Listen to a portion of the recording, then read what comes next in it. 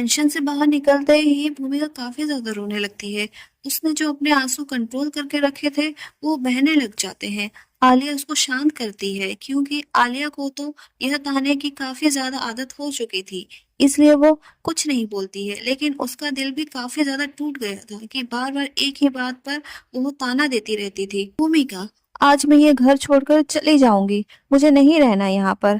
मैं जब से आई हूँ तब से ही मुझे सुनाए जा रहे हैं। अगर मुझे पता होता तेरे घर में यह सिचुएशन है तो मैं कभी भी तेरे पास नहीं आती। मेरी वजह से तुझे भी खामखा सुनना पड़ रहा है। आलिया, ऐसी कोई बात नहीं है। हम दोनों मैनेज कर लेंगे। हम दोनों कहीं घर देख लेते हैं जहाँ पर आराम से रह सके, क्योंकि मुझे तो नहीं लगता कि ये लोग हमें जीने भी देंगे। यह कहते हुए दोनों आपस में गले लगकर रोने लगते हैं। सानू आता है और उन्हें कहा, सुनो बेटा, रोने की जरूरत नहीं है। खाना खा लिया करो। खाना नहीं खाओगे कमजोरी ही कमजोरी आएगी, इसलिए खाना खा लो। खाने पर गुस्सा मत निकालो। सानू की बात सुनकर दोनों हाँ में अपना सिर हिला देते हैं और लॉन में बैठकर खाना खाने लगते हैं। सीढ़ियों से एक लड़की उतर कर आती है जिसने वन पीस पहना था। उसके बाल खुले थे और उसने हाई हील्स पहनी थी, जिससे साफ पता चल रहा था कि उसके अंदर कितना एटीट्यूड है। अपने मॉम डैड को हक करके बोली, गुड मॉर्निंग मॉम डैड, आप लोग इतनी जल्दी कैसे खा रहे हो? पायल, इतनी जल्दी? और शुक्र है मैं जल्दी आ गई, नहीं तो आज क्या होता तुझे पता है? वो लड़की, क्या नाम है उसका? फिर वो भूमिका और आलिया की सारी बात बता देती है। सुनकर वो लड़की काफी गुस्सा होती है। वो बोली, इन दोनों की इतनी हिम्मत, आज तो मैं इनको सबक जरूर सिखाऊंगी। ये कहते ही वो अपने दिमाग में कुछ खुराफाती सोचती है और मुस्कुराते हुए अपना ब्रेड टोस्ट खाने लगती है और अपने मॉम डैड को भी वो सारे प्लान बता देती है। दोनों खुश होकर बोलते हैं, शाबाश बेटा, आखिर बच्ची किसकी है? ये कहते हुए वो ठहाका मार के हंसने लगते हैं। भूमिका और आलिया ब्रेकफास्ट करके कॉलेज के लिए निकल जाते हैं। आलिया के डैड की कार से, जो उनके पास थी, उसके पेरेंट्स की आखिरी निशानी थी। उसके अंकल आंटी उस कार को देखकर काफी ज्यादा गुस्सा होते थे, क्योंकि वो इतने बड़े लोग और उनकी कार इतने पुराने मॉडल की। अभी की जनरेशन कहाँ पहुंच गई है और कितने सारे नए नए लग्जरी कार आ रहे हैं और ये एक ही पुरानी कार चला रही है। उसको सब कुछ मिलता देख पायल उसको कुछ लेने नहीं देती थी और उसके सारे चीज में रोक टोक कर देती थी, जिस वजह से वो कुछ भी नहीं ले पाती थी। और उसने अपने दोस्त को भी अपने मेंशन में बुला लिया होता है। उसकी और ज्यादा परेशानी बढ़ जाती है, लेकिन फिर भी वो अपने दोस्ती निभाने के लिए, उसको बुरा भले से कोई मतलब नहीं होता है।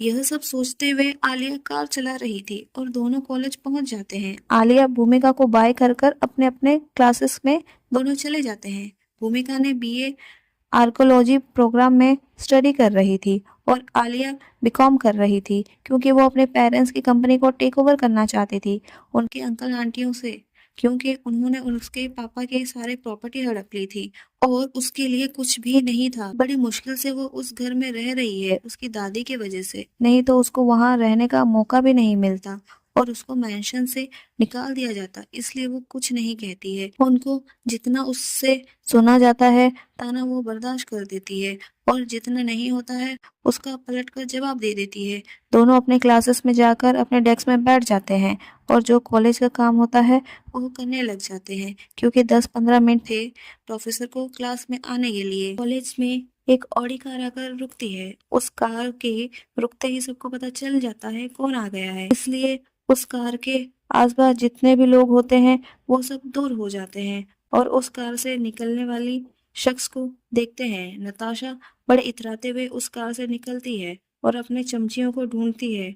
उसकी चमचियां दूर से भागे भागे उसके तरफ आते हैं। नताशा अपनी कार के दरवाजे को जोर से बंद करते हुए उन दोनों को देख रही होती है, क्योंकि उसकी चमचियां ने काफी टाइम लगा दिया था उसके पास पहुंचने में। उसको चाहिए था कि उसकी चमचियां हमेशा उसके पास सही टाइम पर आए उसके पास, लेकिन उसे अपनी चमचियों को ढूंढना पड़ रहा है। इसलिए उसका इंसल्ट हो गया, जो वो बिल्कुल बर्दाश्त नहीं कर सकती है। वो उन दोनों को देखती है और अपना सारा सामान सब उनको पकड़ा देती है और एटीट्यूड से कॉलेज के अंदर घुसती है। जैसे ही वो कॉलेज के अंदर घुसती है उसके सामने एक लड़का आकर खड़ा हो जाता है और उसको देखकर बोला, हाय, मेरी बेबी के नाक में इतना तेज गुस्सा कैसे? नताशा अपने जुल्फों को पीछे झटक कर, क्या करूं, सुबह से ही दिन खराब हो गया और जिसने मेरा दिन खराब किया है वो तुझे अच्छे से पता है। आज मैं उसका दिन खराब करने के लिए आई हूँ, लेकिन इतना बेइज्जत करने के बाद भी यह लड़की अपना तेवर नहीं छोड़ती। आज तो इसको अच्छा सबक सिखाऊंगी मैं। यह कहते हुए नताशा अपने बॉयफ्रेंड ऋषि को गले लगाती है। वो अपने क्लासरूम की तरफ चली जाती है। उसने बीए लिया था क्योंकि उसके पास तो इतने सारे पैसे हैं, वो ज्यादा पढ़ाई करके भी क्या करेगी, क्योंकि उसकी शादी भी किसी अमीर लड़के के साथ ही होनी है। इसलिए उसे पढ़ने लिखने की कोई जरूरत नहीं है।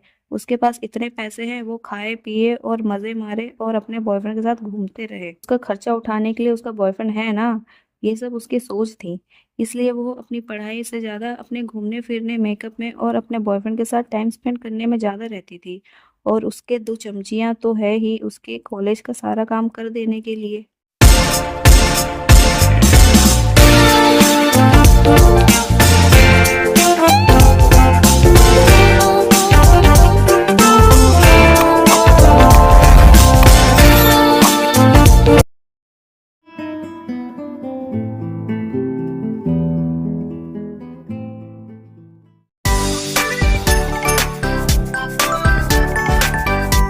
नताशा सीधे भूमिका की क्लास में जाती है और भूमिका को ढूंढने लगती है।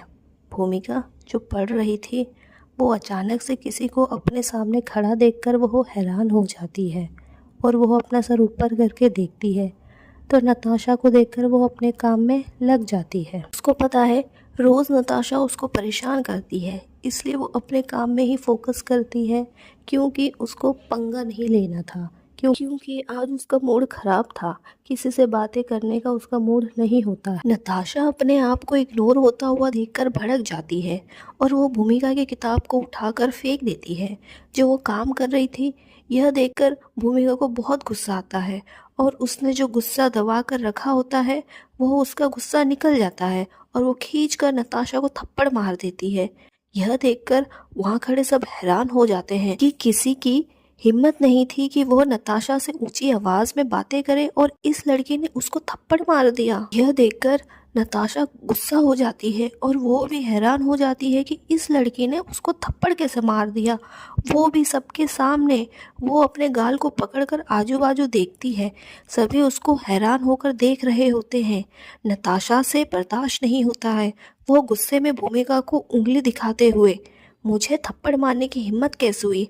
आज तक मुझे किसी ने थप्पड़ नहीं मारा और तू है कि मुझे थप्पड़ मारे। वो थप्पड़ मारने वाली होती है, लेकिन भूमिका उसका हाथ पकड़ लेती है और बोली, खबरदार जो तूने मुझे दोबारा नुकसान पहुंचाने की कोशिश की। ताशा, आज तो तू गई मेरे हाथ से। वो अपने चमचियों को देखती है। उसके दोनों चमचियां भूमिका को पकड़ लेते हैं और नताशा भूमिका को थप्पड़ मार देती है। यह देखकर भूमिका को काफी ज्यादा गुस्सा आता है और वो अपने आप को उससे छुड़ाने की कोशिश करती है। भूमिका की आंखों में आंसू आ गए थे, क्योंकि आज तक उसके साथ ऐसा किसी ने भी नहीं किया था। भले ही वो गरीब परिवार से थी, उसने सारे कष्ट झेले, लेकिन उसने अपनी कॉलेज की ज़िंदगी अच्छे से बिताने की सोची थी। लेकिन यहाँ पर भी यह लड़की उसको चैन से जीने नहीं दे रही है। उसको बहुत ज़्यादा गुस्सा आता है। वो अपने आप को छुड़ाने की कोशिश करती रहती है। उसकी क्लास का माहौल इतना ज़्यादा गर्म हो गया था कि दूसरी क्लास के स्टूडेंट्स भी उन लोगों को देख रहे थे। जब आलिया को यह खबर मिलती है, वो भी गुस्सा हो जाती है और वो जल्दी से भागे भागे आती है और वहाँ का नज़ारा देखती है जहाँ पर भूमिका अपने आप को छुड़ाने की कोशिश कर रही है और नताशा की चमचियाँ उसको पकड़ रखे हैं। आलिया जाती है और नताशा को खींचकर चाटा लगाती है और उसको जोर से धक्का देती है। हाई हील्स पहनने की वजह से वो लड़खड़ा जाती है और सीधे जमीन पर गिर जाती है और उसका सर डेस्क पर लग जाता है, जिससे वो कहराने लग जाती है। चमचिया भी नताशा को जख्मी देखकर वो भूमिका को छोड़ देते हैं और नताशा को उठाने लगते हैं। नताशा अपना नाटक शुरू कर देती है और वो जोर जोर से रोने लगती है। बहुत ज़्यादा दर्द हो रहा है। इस लड़की ने देखा क्या कर दिया मेरे साथ, मेरे सर से खून निकल रहा है। यह कहते हुए वो अपने सर को पकड़कर चिल्लाने लगती है। क्लास में सब यह देखकर एक दूसरे से बातें करने लगते हैं। Flashback and. वो औरत उस घर के अंदर एक आदमी को लाती है। भूमिका उस घर को बड़े ध्यान से आजू बाजू देख रही थी।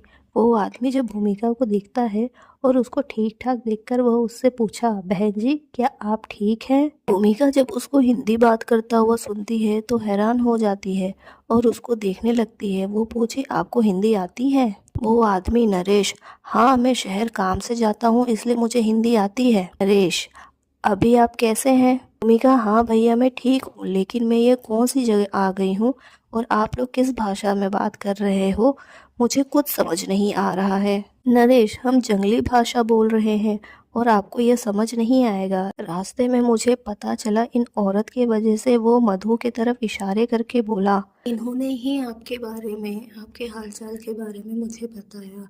और यह जो बूढ़ी औरत आप देख रहे हैं, यह बूढ़ी औरत हमारे यहाँ के डॉक्टर कह सकते हैं। ये हमारे डॉक्टर दादी हैं जो हम सबका इलाज करते हैं। इन्होंने ही आपका इलाज किया था। आप हमें जंगलों के बीच में मिले थे, कीचड़ों में सिमटे थे। बारिश के वजह से आप कैसे आए वहाँ पर, आप हमें बता सकते हैं? और आप कहाँ रहते हैं? आपका नाम क्या है? भूमिका इतना सारा सवाल सुनकर बोली, रुको रुको, आप सांस ले लो, पहले मैं आराम से बताती हूँ। मेरा नाम भूमिका है और मैं शहर में रहती हूँ। पता नहीं कैसे मैं यहाँ आई। मैं रास्ते में चल रही थी, एक गाड़ी वाला बार बार हॉर्न बजा रहा था। मैं उस गाड़ी वाले को देखने के लिए जैसे ही पीछे मुड़ी तो एक कार वाले ने मुझको टक्कर मार दिया, जिसके चलते मैं यहाँ आकर गिरी। और यहाँ कैसे पहुँची मेरे को बिल्कुल भी पता नहीं है। अभी मुझे होश आया और मैं यहाँ अपने आप को पाकर मैं घबरा गई और मैं चिल्लाने लगी, नरेश लेकिन आप उस जगह पहुँचे कैसे? भूमिका, पता नहीं कुछ गुंडे मेरे पीछे पड़े थे और मैं उनसे बचने के लिए भाग रही थी।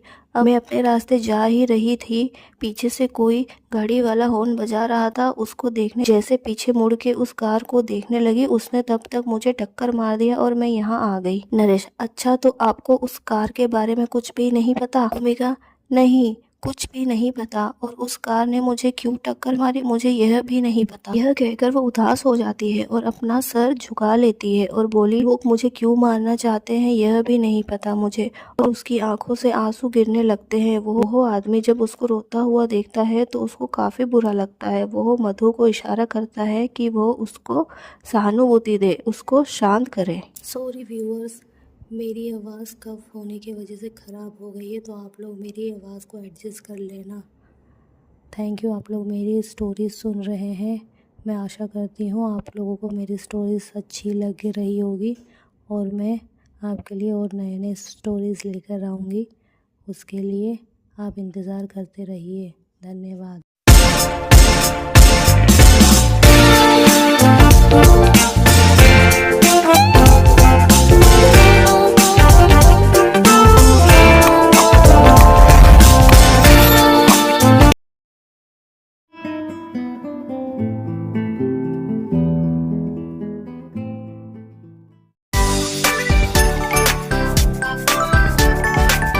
मेंशन में आलिया अपने कमरे में टहल रही थी क्योंकि अभी तक भूमिका घर नहीं आई थी। उसको काफ़ी ज़्यादा उसकी फ़िक्र हो रही थी। उसने कई बार भूमिका को कॉल भी लगाया लेकिन कॉल नॉट रीचेबल आ रहा था। वो काफ़ी ज़्यादा डर गई थी कि आखिर भूमिका कहाँ गई। आज के बिहेवियर की वजह से कहीं वो घर छोड़कर तो नहीं चली गई। यही सब सोचते हुए वो काफ़ी ज़्यादा बेचैन हो रही थी। और उसके पास तो उसका घर का एड्रेस था, लेकिन जब वो वहाँ गई उसको चेक करने के लिए, वहाँ उसको कोई नहीं मिला। और वो आज की वजह से काफ़ी ज़्यादा अपसेट थी और ज़्यादा सोचने की वजह से वो पुलिस को कंप्लेंट करना भी भूल जाती है। लेकिन 24 घंटे से पहले वो उसकी मिसिंग रिपोर्ट भी नहीं लिखवा सकती है, इसलिए वो टेंशन से अपने कमरे में घूम रही थी और बार बार घड़ी देख रही थी कि कब 24 घंटा हो और वो जाकर पुलिस स्टेशन में मिसिंग कंप्लेंट लिखाए। वो बार बार भूमिका को कॉल कर रही थी लेकिन भूमिका का कॉल नहीं उठता हुआ देखकर वो और ज़्यादा बेचैन हो रही थी। नताशा अपने कमरे में घूम रही थी। उसको इतना ज़्यादा गुस्सा आ रहा था कि उसका काम कैसे नहीं हुआ। वो उस पल को सोचने लगती है जब उसने भूमिका से बदला लेने की सोची थी। फ्लैशबैक। रोज़ रोज़ नताशा को आलिया से मुंह की खानी पड़ रही थी, जिसकी वजह से वो काफ़ी ज़्यादा गुस्सा हो गई थी। उसने आज प्लान कर लिया था कि वह आलिया को भूमिका से दूर रखेगी और तभी उसका काम हो पाएगा। इसलिए वो एक प्लान रेडी करती है और उसको एग्जीक्यूट करने की सोचती है। उसने अपने दोनों चमचियों प्रीति और निशा को, दोनों लड़कियां आलिया को एक खाली कमरे में भिजवा देते हैं किसी लड़की के द्वारा, और वह उसको उस कमरे में बंद कर देते हैं और दोनों वहां से भाग जाते हैं। आलिया उस कमरे में से बाहर निकलने की कोशिश करती है लेकिन वो निकल नहीं पाती है। दूसरी तरफ भूमिका अपने क्लास में पढ़ रही होती है। वह वॉशरूम जाती है। नताशा ये देखकर मुस्कुरा देती है और वह दोनों अपने चमचियों को इशारा करती है।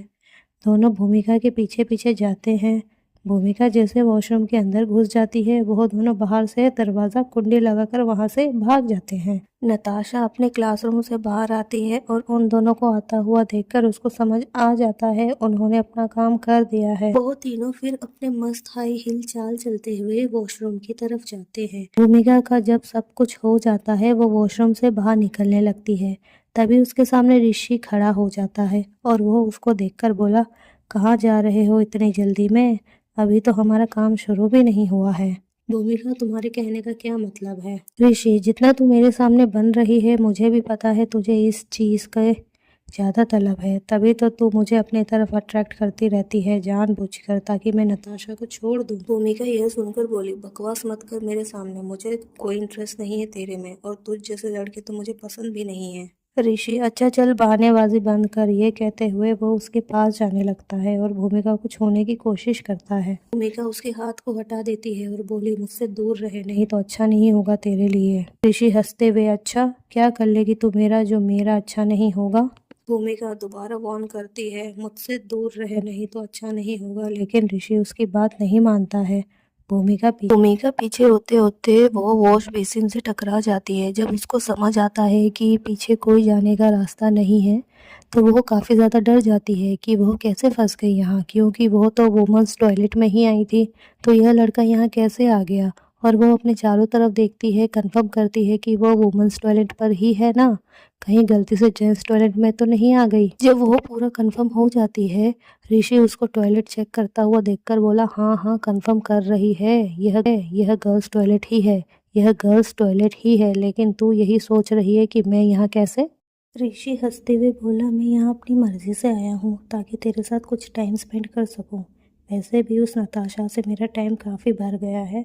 अब मैंने सोचा कोई नई मुर्गी फंसा लो जिससे थोड़ा मौज मस्ती किया जाए।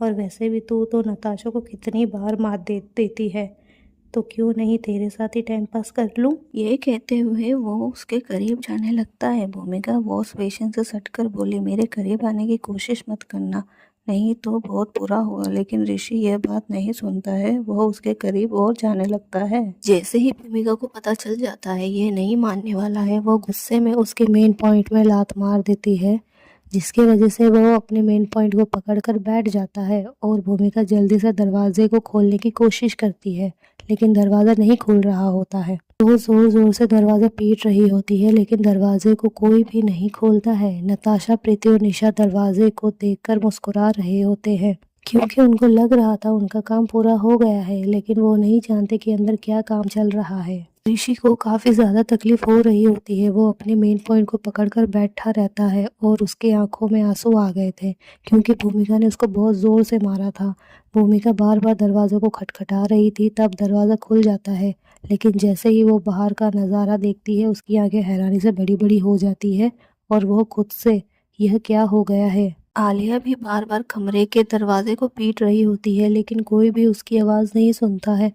वो दरवाज़ा पीट पीट कर थक जाती है। तब उसको याद आता है कि उसके पास तो फ़ोन है, वो भूमिका को बुला लेगी। भूमिका को कॉल करती है, लेकिन कॉल नहीं उठ रहा था और वो उसको बार बार कॉल करती रहती है। और जैसे ही उसका कॉल पिक होता है वो वहाँ की आवाज़ सुनकर हैरान हो जाती है और ज़ोर ज़ोर से दरवाजे को पीटने लगती है। सॉरी व्यूअर्स, मेरी आवाज़ कफ होने की वजह से ख़राब हो गई है, तो आप लोग मेरी आवाज़ को एडजस्ट कर लेना। थैंक यू, आप लोग मेरी स्टोरीज सुन रहे हैं। मैं आशा करती हूँ आप लोगों को मेरी स्टोरीज अच्छी लग रही होगी और मैं आपके लिए और नए नए स्टोरीज लेकर आऊँगी। उसके लिए आप इंतज़ार करते रहिए। धन्यवाद।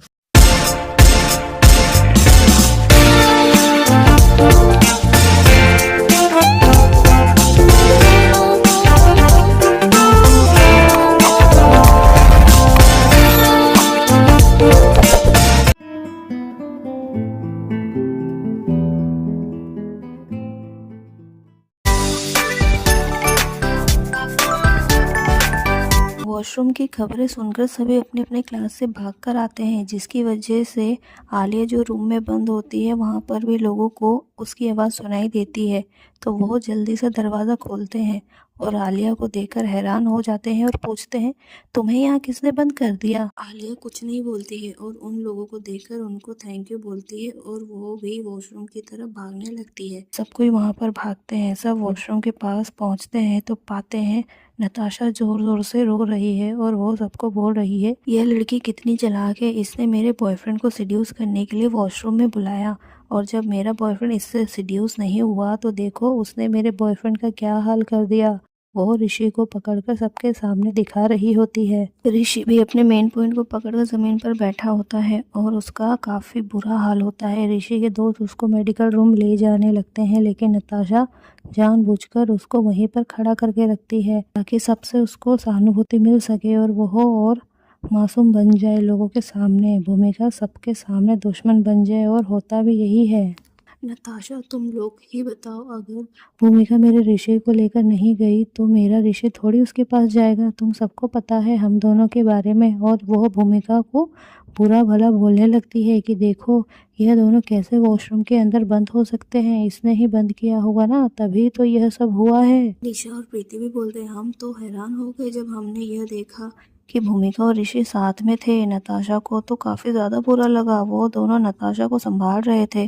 कैसे बच्चलन लड़की है जो अपने ही क्लासमेट के बॉयफ्रेंड को फंसा रही है। भूमिका को कुछ बोलने का मौका ही नहीं मिल रहा था। भूमिका के ऊपर सब इल्ज़ाम लगा रहे थे कि वो बहुत बेकार लड़की है, उसको हमारे कॉलेज में नहीं रहने देना चाहिए, क्योंकि अगर ये हमारे कॉलेज में रहेगी तो सभी के बॉयफ्रेंड को सिड्यूस करती रहेगी, इसको यहाँ से निकाले। इतना सब कुछ सुनकर तो भूमिका को काफ़ी ज़्यादा गुस्सा आता है और वो चिल्लाते हुए बोली, चुप करो, तुम्हारे पास तुम्हारा दिमाग है या नहीं? और अगर मैं इसको सिड्यूस कर ही रही थी तो यह अपने मेन पॉइंट को पकड़कर क्यों बैठा है? इसने कुछ गलत किया होगा तभी ना मैंने उसको मारा है। यहाँ पर कोई पागल तो होगा नहीं कि यहाँ पर यह पकड़कर बैठ जाएगा और इतने दर्द में वो उसकी आंखें लाल हो जाएगी। सबको भूमिका की बात भी सही लगती है। नताशा बात घुमाते हुए, हाँ हाँ तू ही उसको सिड्यूस कर रही थी, इसने मुझे कितनी बार यह बात बोली है लेकिन मैंने इसकी बात को इग्नोर किया, लेकिन आज मुझे कंफर्म हो गया जब यह सिड्यूस नहीं हो रहा था तूने इसको जानबूझकर लात मार दिया होगा ताकि सबको लगे कि तू ही इनोसेंट है और ऋषि विलन है। यह सुनकर बाकी लोग भी और नताशा के साइड आ जाते हैं। वहाँ गुस्से में आलिया पहुँचती है और चिल्लाते हुए बोली, यह क्या बकवास चल रहा है यहाँ पर?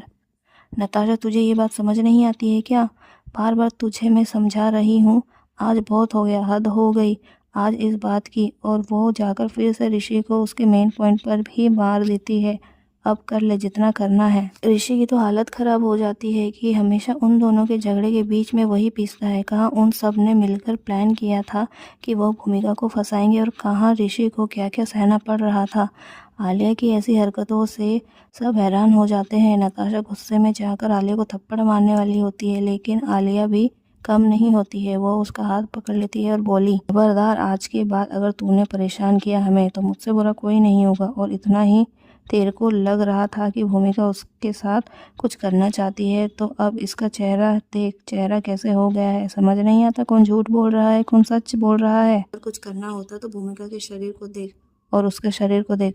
भूमिका का सब कुछ सही सलामत है और तू अपने बॉयफ्रेंड के साथ कहाँ जा रही है? उसका शर्ट और उसका पैंट कहाँ जा रहे हैं? वो तुझे दिखाई नहीं दे रहा है? ताशा चिल्लाते हुए, किसी लड़की ने ही यह सब किया है। लिया गुस्से में, कैसे किया है बताना जरा, तुझे कैसे पता? सब कुछ भूमिका ने किया है, यह खुद भी तो कर सकता है। तुझे अपने बॉयफ्रेंड पर बहुत ज्यादा ट्रस्ट है कि वो कभी ऐसा नहीं कर सकता है। नताशा बोली, हाँ मुझे अपने बॉयफ्रेंड पर बहुत ज्यादा ट्रस्ट है कि वैसा नहीं कर सकता है। आलिया गुस्सा होकर, तेरे को इतना ज्यादा ट्रस्ट है तो फिर यह गर्ल्स टॉयलेट में क्या कर रहा था? बॉयज वॉशरूम होता और भूमिका उस वॉशरूम में गई होती तो बात अलग होता, तो ये यहाँ कैसे है?